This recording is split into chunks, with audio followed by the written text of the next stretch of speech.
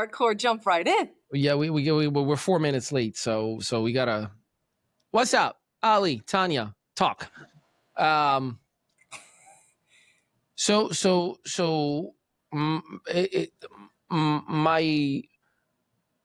when I'm by myself, when I'm alone, when I'm just with God, whether it is in church or in a beach or my bedroom or whatever it is, I am the happiest. My emotions are great. My thoughts are clear. And I'm told, whether I'm told or I'm just imagining things because my heart is in the pure side of things, right? Like let's put the technicalities aside. I'm at my very, very best where things are amazingly well. Here's where my things start to swing a little bit, right? That I see from every single person in my life. Like show me one person, and I'm not talking about the compromised, because again, like we said before we started to hit record, it's not because you know scripture that you are holy. It's not because you come to church that you are righteous. It's not because you're posting that I am Christian or Muslim or Jewish that makes you a good person, right? Like those are just titles. It is your activity that determines who you really are, not the words that you are saying or the titles that you are giving yourself. Hence why, as you know me long enough now, for almost 2 years now, actually more than that, my beef is always, the titles, the prophet and the deacon and all that stuff. Like that, I understand from an organizational standpoint. It just means a certain level of wisdom and certain level of experience, and it's necessary to be in right places, just like in any organization. But I am struggling with what does that have to do with what Christ teaches, what God teaches, and everything that I have learned on my own. You talk about let the Holy Spirit speak onto you. Everything that I believe that has always been given to me, taught to me, put upon me, was always humans are flawed. Stay away from humans that are trying to tell you this is the right way and only the right way. Hence, there's 850 denominations, and all of them saying our way is the right way, the other way is the wrong way. While God is like, no, it's all leading towards my path. It's a cultural ecosystem, and it's a struggle for me. It's beef for me, and it's confusing for me because I am going through my growth. It started from a beautiful, happy place, but everybody that I'm seeing right now, religious leaders, people in the church, mosque, synagogue, like I see, people who I know that are great people that are going on social media and saying, carpet bomb all of Palestine, Israel is the righteous, like it's human life, dude. How is one better than the other? And I don't care about the political stuff, right? Terrorists are terrorists, bad governments are bad governments. That's your prerogative. You figure that out. So for me, in spirit and in truth, that was the promise. For me, is the new covenant that was given. Love others as I have loved you. Love your enemies. Turn the other cheek, right? Love God with all your heart. But then everything else that has been added, whether it's when the Catholic Church put the Bible together and then the Protestant broke away, et cetera, et cetera, et cetera, it became a cultural fight. It's like a league and everybody's trying to be the champion. And it confuses the crap out of me, and it quite honestly pisses me off, especially when I put the right moral codes above somebody just because of their title or because of their religious affiliation with an organization and whatnot, and I realize they're just as flawed as I am, if not worse. So, yeah, that's my beef. I'll mute. I yield my time.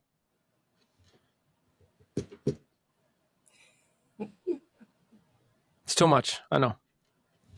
No, it's not too much. You're just expressing yourself, and that's okay. Well, it's not about expressing. It's about understanding what the heck is wrong with the world. And I know that we don't belong here. I know that we are just renting for what is considered a lifetime, which is a dash. And I'm tired My soul is tired. I am tired of trying to be the good guy every single day. Like, I wake up want to cursing everybody out and giving the finger to everybody and be angry like everybody and have road rage and screw people before they screw me. Like, I see it before I'm like, oh, you're about to screw me. Let me screw you first. But I still say, nope, turn the other cheek, turn the other cheek. So I am not challenging the teaching or the faith, because I believe that's what makes our faith strong. You got to be willing to accept a belief system in order for it to be adopted as faith. You know, it's not forced upon us, right? That's where free will comes in. Like, I choose my faith. I choose what I believe, and I wholeheartedly, I'm convinced about it. You know, I know that, you know, grace is undeserved forgiveness, and that's why I don't take it lightly or for granted. But then I'll go back to, you know, we talked about it even last week. You were talking about, you know, women in churches sometimes have this masculine, you know, energy just because of burdens that they're carrying. Like, why? You're supposed to be fueled with wisdom all day, every day. Like, why are you led astray? So, you know, Book of Revelation talks about the 144,000, you know, so what happens to the rest of us out of, you know, 8 billion people? So there's a lot of confusing things, and that's just the child's spirit speaking, right? Like, I don't know, Mom, I don't know anything. But I am worried that no one is giving me any answers. And the only answer that I get is when I'm by myself praying about it. And then it's like, just love with all your heart, no matter what, forgive him, keep him moving forward. But then the world is like, not going to let that slide.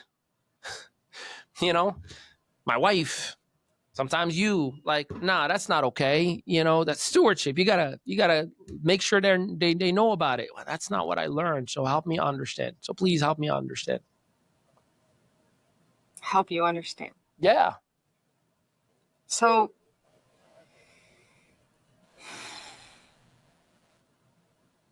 a lot of times what we're taught is what we call sloppy agape.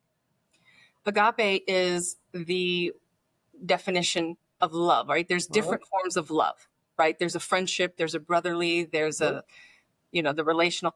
So the one in 1 Corinthians 13 is an agape love, patient, kind, not envious, not boastful, not self-seeking, right? But it doesn't say be stupid. It doesn't say, you know, it doesn't say turn the other cheek and then still keep turning your other cheek and being in an environment that's not healthy for you. It doesn't mean don't be shrewd and, you know, and understand business or understand relationships, or it doesn't say go into a place and consistently be abused. So you can still love someone and walk away because you love them, right? You can say, I'm not going to put myself in this environment because I love myself. And a lot of times, what we don't realize is when we're into situations, when we go into situations, God calls us into that, and he gives us the strength, the anointing, the power to do that very thing. But sometimes our heart is so big that we go and we do, and we're not supposed to. We don't have the capacity for it. Like, there's some things that you and I are really good at. God just blesses us. We can see it. And then there's certain things that we're like, yeah, we're not going to offer that as a service or anything because we're just not, that's not our gift. So we know our boundaries. We know what that looks like. And a lot of times believers, when they get saved, they put aside all wisdom, all strategy. Jesus turned tables. If you look at how Jesus operated, yes, while he was loving and he was patient and he was kind, look how he walked with the Pharisees. Look how he spoke to them. Look how he turned tables. Look like how he got angry in a righteous indignation, right? And so we have every right in that perspective to say, no, we have a standard that we're going to uphold. This is what we believe in. Because I believe in walking in love, I'm going to walk away from this situation. Because I honor and respect God and the frameworks and exactly the biblical principles, I'm not going to do business with you anymore. I have to cut ties. because it's not how you're operating is not correct.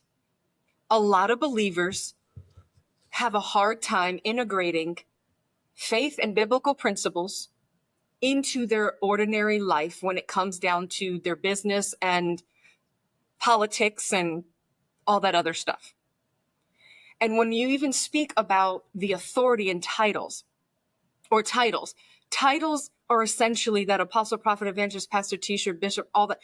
It's not just wisdom. It's not just mature stature and learning, but there's an anointing on that, meaning that you're capable of handling what that position entails. But there's also a stewardship. We're also human. So we have to know how to, what we call, chew the meat and spit out the bones, essentially. Like, okay, you know what? Yes, absolutely right. And the rest that we're just like, I'm not sure about that. That's where you go to God and say, Lord, help me divide this truth. Is this accurate? Whatever. Because here's the thing. There could be things I spoke about 10 years ago that I'm re-bringing up now because I'm like, all right, I need to teach this in its fullness. I knew back then at that maturity level, but now that I'm at this maturity level 10 years later, I need to come back and reteach this, right? Because we're always growing. Think about who you were 10 years ago in business. And so we have to identify where we're anointed, where we're gifted to operate in. And we're going to be in a world, the Bible says, don't be weary of well-doing, because we can grow weary if we're thinking that everything is supposed to be perfect and hunky-dory. And here's the thing, even when we get abused by relationships or things happen, 9 times out of 10, we saw the red flags. And we kept on and we kept on and we kept on. No, I'm going to believe them. I'm going to believe them. And then we get upset at God and get discouraged at humanity when we're the ones who saw the red flags. We're the ones who saw whatever, but we threw scripture at it. Turn the other cheek. Yeah, turn the other cheek, but that doesn't mean stay. That doesn't mean stay in a relationship, business or personal, that is abusive or that they're prostituting gifts. It doesn't mean that.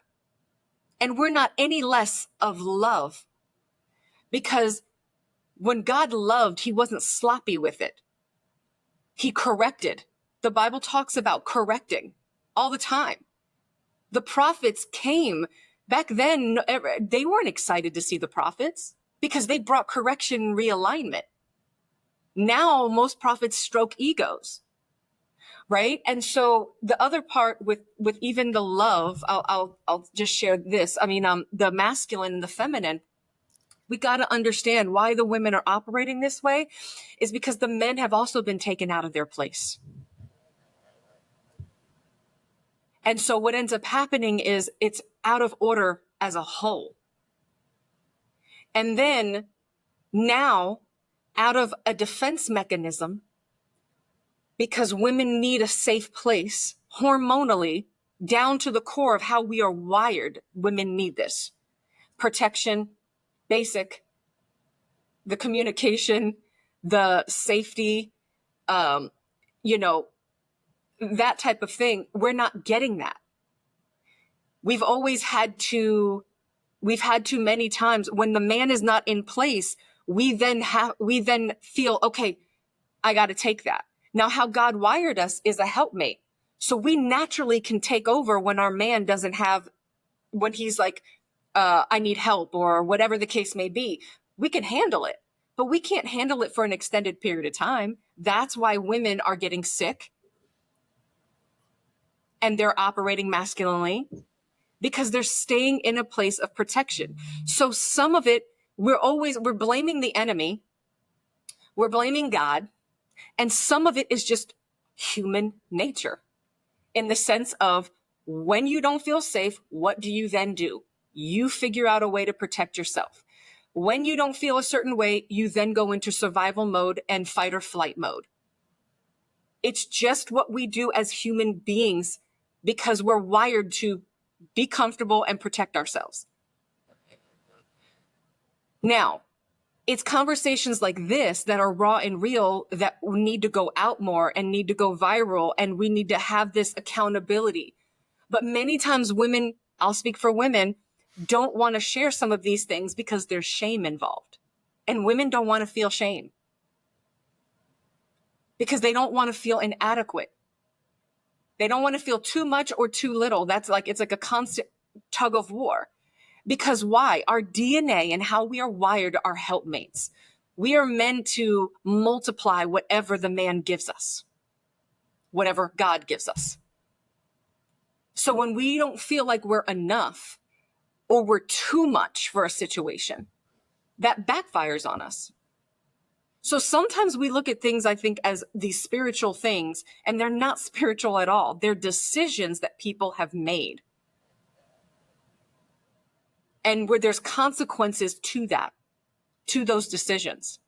Now, are there biblical ways that we can conquer this? Absolutely.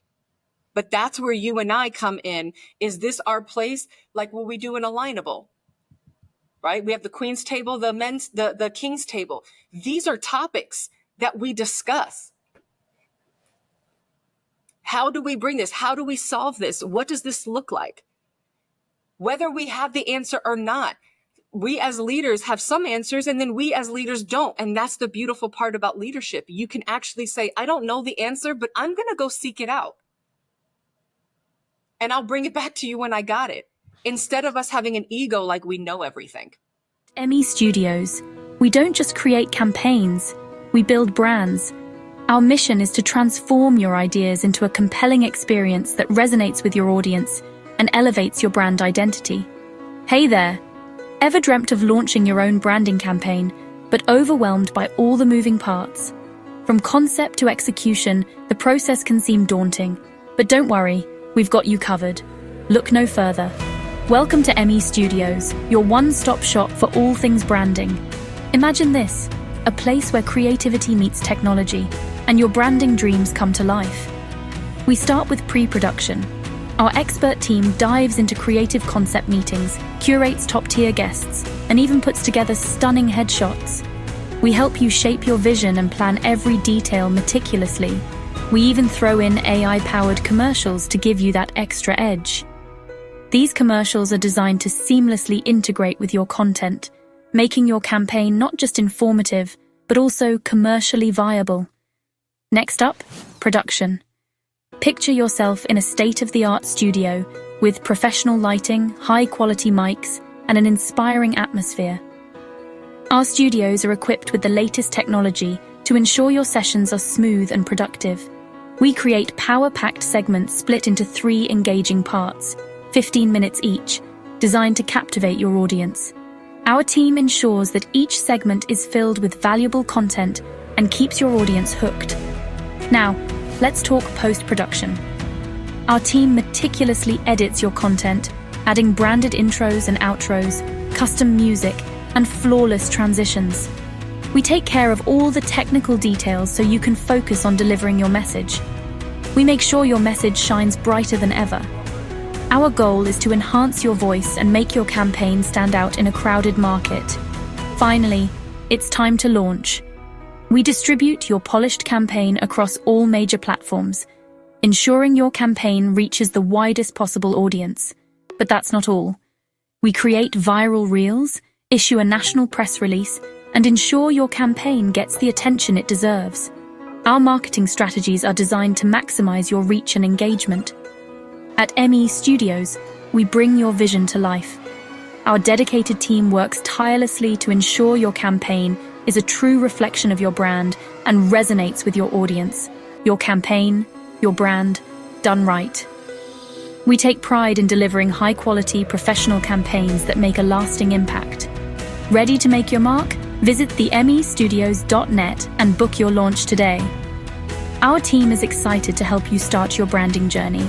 Thanks for watching, and let's get your voice out there. Together, we can create something truly special. Well, I agree with you on that. It's I saw a study about, what made Judas do what he did. Judas simply was getting fed up. And in his point of view, I know this is the Messiah, but what he's doing right now is not the best action for the revolution that we're supposed to have against Roman. And he went to the Pharisees and he's like, look, I believe he's the right one. The problem is what he's doing right now is crazy. And, you know, if we can just hold him up and maybe we can talk this thing out, things will move forward for what we need for our people. So he had the best, greatest intentions in the world, but he did not have the faith and the trust that whom you believe and you claim that this is God in the flesh, and you know wholeheartedly that he is God in the flesh. You had the ego, as you just mentioned, to say, I know better. I am going to take things into my own hands so I can make things better. Although in his mind, he's thinking, I'm doing it for God and I'm doing it for the Jewish people. That is exactly, I wholeheartedly agree with you on that. My issue, and is my issue. It's not, again, it's me. Like these things just remind me the areas that I need to grow in. I can tell you, I was writing dashes of the different people that I allowed into my life, and you know, I have a scar from, if you will, whether business or personal level. And I'm a hardcore lover. Like I love you so much from day one that when the disappointments, which should be just normal human nature, things happen. People say the wrong things, see, and people do the wrong things. That's what it's, you know, unless you're expecting everyone to be perfect, you have the flaw, right? You have this, oh my God, you're the one that I've been waiting for my whole life. That's perfect. You know, and then I end up saying things like, you are my last hope in humanity. I can't believe. But that should give you an idea of how hard I love on and I cling on. If I love you, I am by any means necessary, but that's not good because it's an extremism type of love that if you just drop the ball in one little itty bitty tiny thing that reminds me of all the horrible people before, and that's all you did is you sneeze and accidentally slapped me in the head. Oh, you're not perfect, you know, and it turns into fear and you know, the lack. But then that's not love. No, I said I have to work on it. That's the extremism. That's pain. That's hurt. That's trauma. That's not love. That's looking for a superhero and not having enough faith. You know, because it's conditional love. That's probably the best way that I can put it. Yeah, because yeah. unconditional love, I'm gonna love you 100%, and I'm working on it. That's why sometimes I verbalize and I tell you, and I told you privately, there's this bottle of juice, right? And there has some little particles that are like the seeds that are, I gotta throw the seed out, but I gotta see the bottle, the juice is beautiful and perfect, and when the seed comes out, I just gotta flick it away and then enjoy the juice. I'm struggling with sifting the seeds away from the juice. So when the seed comes out, I immediately go to curse this juice. Shall it never, ever produce any sweetness ever again. Meh. I'm glad we're laughing about it. But that's what I got to work on. But just so you understand, right, the context. Well, then that would mean that God is not the source. So when we make God the complete source, because I tell women this all the time, because then the man is the source, right? When they're in relationships, and then they pick apart the man. Well, you didn't do this and you didn't do that and you made this mistake and you cried and this and this, and then I don't feel safe. And so there's always these contradictions. I want you to open up and be vulnerable, but you can't cry and you can't show any weakness. Like this is how a lot of times women are, because they're taking. Right. Well, because, really what it is they're taking their safety, all that stuff, everything that they feel, that they know they need, nervous system and just how we're wired. And they're putting that on a person, which is really unfair for them, because that's a lot for somebody to carry. And how do I know? Because a lot of people put that on me, where I always have to have the perfect answer and the perfect way that I operate. And if I show up any other way, or if I say something off, then it's like, what the heck? How dare you, Tanya? Right? It's like, wait, you're sick, but you're functioning and you're a spiritual leader and so on and so forth. It's like, wait, what? Like, what did you do wrong? Did you not pray enough? Did you not fast enough? And so what I realized though is, in order to have healthy relationships, God has to be the source. So I love the God within you. I love you because God allows me to love you and see you unconditionally in your weaknesses and in your strengths. And that it's a beautiful thing, even when you're in your weakness, because it shows a vulnerability and a level of trust and safety that you have with me. So you know what? Okay, we'll get through this together. Kick, scream, do whatever. And then my love is strong enough because it's in God as the source, not my own physical flesh, that I'm going to look past the human part and say, okay, let's move. Let's do, Yeah. or what do you need from me? Do I need to sit with you? Do I need to just be with you? Do I need to listen? But let me see you in the messy, and I'm okay with it.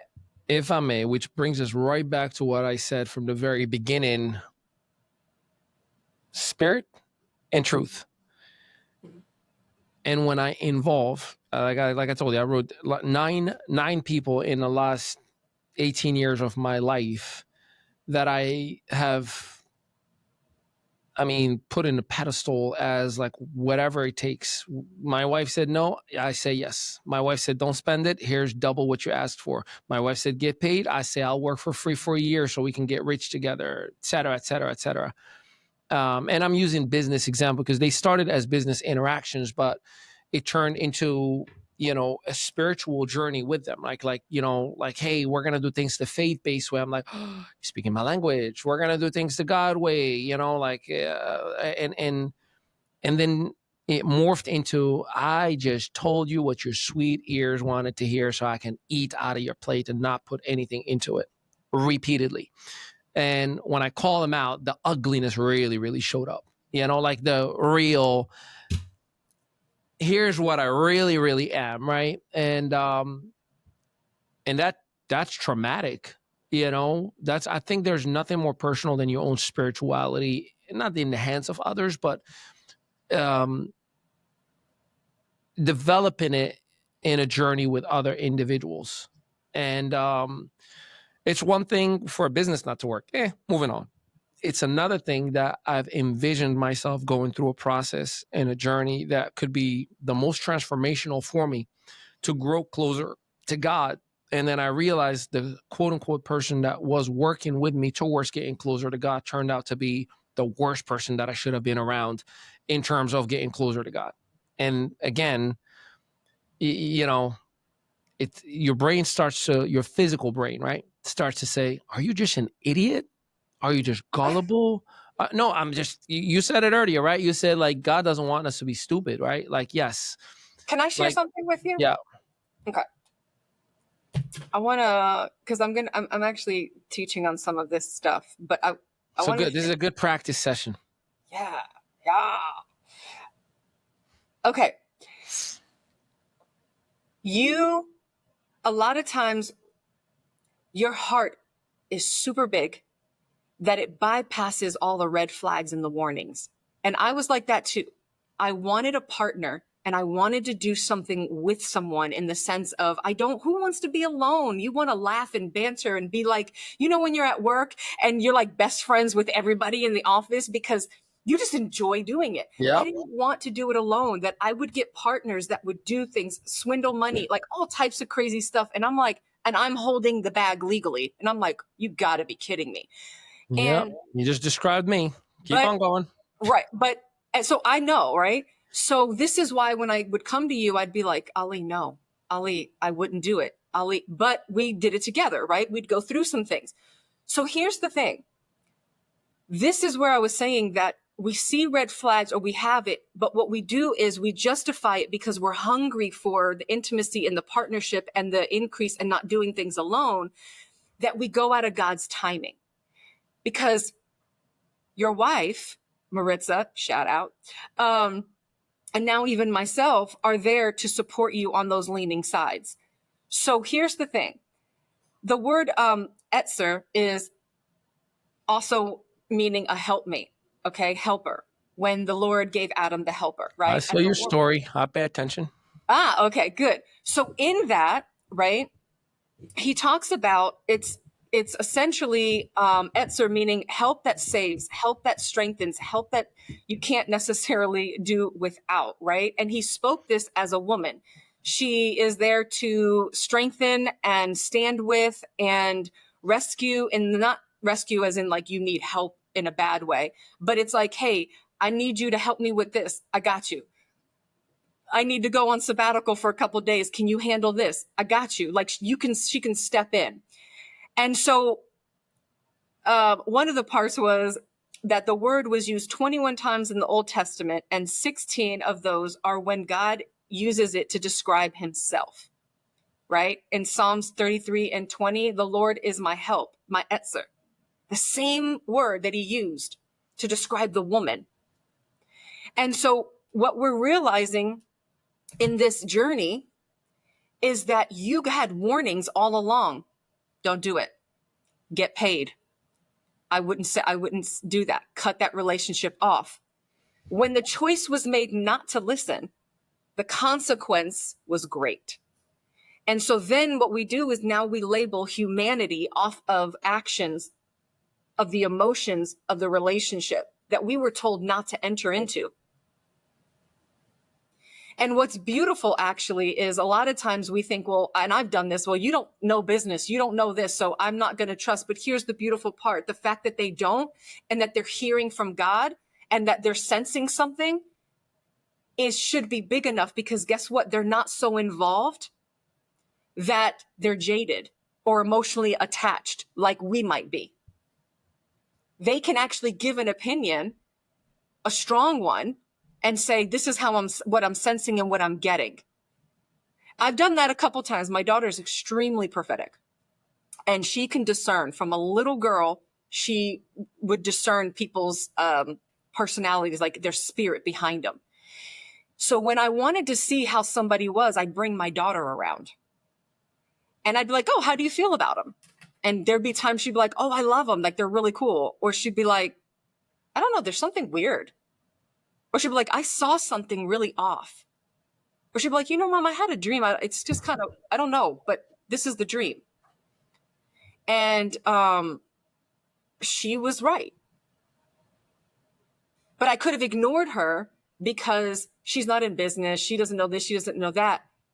But I chose not to. And every single time it was right. And so I think that's where God gives us those partnerships. You and I have that partnership where there's certain things where I'm like, I don't know about that. That's not really a biblical framework. Or I'm like, this is how we need to do a blueprint for somebody or whatever. And you're like, yeah, let's do that. And then there's things decisions, things that you're doing in business or whatever, contracts that we're making or agreements that we're doing and stuff. And I rely on you for that while I'm handling other stuff. That's the beauty of it. But I can still get discernment like, I'm not quite sure. Explain to me. I need more clarity, or let me pray about it. So I say that all to say that many times we get the red flags, we get the warnings, or many times we do get the go ahead, but we walk away from what's true. God does ordain it. God does bless it, but we still walk away to go to the other thing because it makes sense to us, or it's what we want, or more money, or whatever in that relationship, that whatever that consists of, whatever we think, as opposed to God saying, here's the relationship I've given you. Here's what I want you to do and pour into this. It might not look like this, but I promise you that it's going to be what it needs to be. So maybe if we would have stuck with that client that couldn't do this, but at the level we wanted, but still showed up consistently and had character and integrity, because I believe sometimes you can't teach that. It's either caught or taught. I could teach anybody business principles and some other stuff and teach them all that. But if they don't have character and integrity and a way of operating, they're always going to be tempted to do something like really crappy. It's just what it is. Yeah. So I'd rather take somebody that has that character, that consistency, that loyalty any day off of a skill set, because I can teach them that. So now moving forward, you've cleaned out all of these relationships and all of these things. You have a clear mind, you're focused, you're submitted. And then the Lord brought you right back around to recognize the helpmate that you have by your side. And then me as that partner and that sister. And so you have the accountability in both areas for your life. And I don't believe you'll make those same decisions because you're filtering them. I mean, you call us all the time. Hey, all three of us need to meet. What do y'all think about this? We give you our thought process and then you make the final decision and we support you with whatever decision you make. Just like some companies we were like, hey, get out of, but we decided to stay in and we support because you have to come to your own conclusion. And that is where the helpmate comes in. That's where that support system comes in, as opposed to telling somebody do this and do that. And you need to, that's not what that helpmate is. All right, sir. Well, I appreciate that. I know we spent well, no, I mean, it's important. It's important to identify it as such. And I know it is, no, yeah, of course. I think verbalizing your thoughts usually puts real perspective. You know, sometimes you hear something that you're saying and you're like, what in the world am I even talking about? Right. Like, so it's important to just let it out because the voices in your head are talking amongst themselves. You know, you got those omens, right? Like, you know, is it the right thing? Is it the right thing? Is it right? You know, so verbalizing, speaking it out loud and having the humility to listen to perspective, not to act on things right away. Like, you know, I've made some decisions this morning that I think, you know, for the last 2 months, I've been talking about repeatedly over and over and over and over. And that's just me slow to act and, you know, double down in and asking different scenarios. You know, it's like Doctor Strange in Avengers. He's like, I've played that in my head 3,567 scenarios. There's only one that works. And Iron Man is like, what is it? He's like, you'll know when it's time. And, you know, Tony Stark had the thing in his hand. He's like, I'm going to die if I do this. He goes like, that is the one scenario that will work. And he died. Sorry, kids. If you didn't know, he died. So I appreciate it. Great conversations. I hope that it's helping somebody out there as well. Yeah, till next time, subscribe, click on the links below. Make sure you let us know what part of this conversation is more relevant to you. And for those of you who are watching this, the video version, we love you and appreciate your time and attention as well. Till next time, tell them peace out, Tanya. At ME Studios, we don't just create campaigns, we build brands. Our mission is to transform your ideas into a compelling experience that resonates with your audience and elevates your brand identity. Hey there! Ever dreamt of launching your own branding campaign, but overwhelmed by all the moving parts? From concept to execution, the process can seem daunting. But don't worry, we've got you covered. Look no further. Welcome to ME Studios, your one-stop shop for all things branding. Imagine this, a place where creativity meets technology, and your branding dreams come to life. We start with pre-production. Our expert team dives into creative concept meetings, curates top-tier guests, and even puts together stunning headshots. We help you shape your vision and plan every detail meticulously. We even throw in AI-powered commercials to give you that extra edge. These commercials are designed to seamlessly integrate with your content, making your campaign not just informative, but also commercially viable. Next up, production. Picture yourself in a state-of-the-art studio with professional lighting, high-quality mics, and an inspiring atmosphere. Our studios are equipped with the latest technology to ensure your sessions are smooth and productive. We create power-packed segments split into 3 engaging parts, 15 minutes each, designed to captivate your audience. Our team ensures that each segment is filled with valuable content and keeps your audience hooked. Now, let's talk post-production. Our team meticulously edits your content, adding branded intros and outros, custom music, and flawless transitions. We take care of all the technical details so you can focus on delivering your message. We make sure your message shines brighter than ever. Our goal is to enhance your voice and make your campaign stand out in a crowded market. Finally, it's time to launch. We distribute your polished campaign across all major platforms, ensuring your campaign reaches the widest possible audience. But that's not all. We create viral reels, issue a national press release, and ensure your campaign gets the attention it deserves. Our marketing strategies are designed to maximize your reach and engagement. At ME Studios, we bring your vision to life. Our dedicated team works tirelessly to ensure your campaign is a true reflection of your brand and resonates with your audience. Your campaign, your brand, done right. We take pride in delivering high-quality, professional campaigns that make a lasting impact. Ready to make your mark? Visit themstudios.net and book your launch today. Our team is excited to help you start your branding journey. Thanks for watching, and let's get your voice out there. Together, we can create something truly special. Lee.